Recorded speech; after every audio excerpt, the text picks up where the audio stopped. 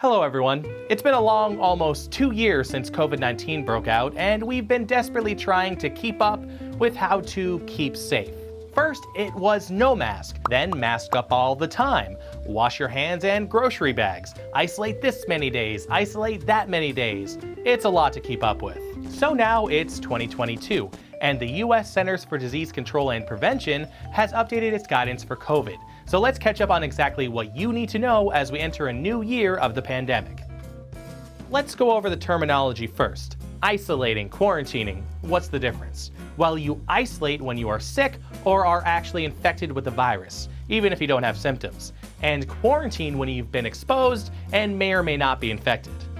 The isolation period for anyone who tests positive for COVID-19 was shortened to 5 days.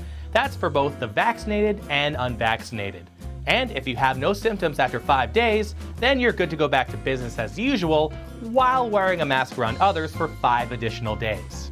A negative test is not required to leave isolation.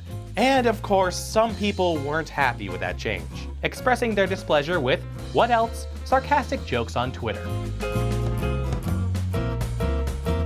The CDC says people are most contagious 2 days prior to showing symptoms, and about 3 days afterward. So that's where they're getting their timing from, and they recommend taking a rapid test on day 5. Now, if you are exposed to someone with COVID-19 and are vaccinated and boosted, the CDC recommends wearing a mask around others for 10 days and testing yourself on day 5 if possible. Again, quarantining.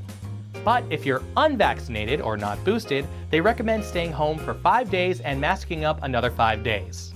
If you can't quarantine, then they recommend masking up around others for 10 days and testing on day 5 if possible.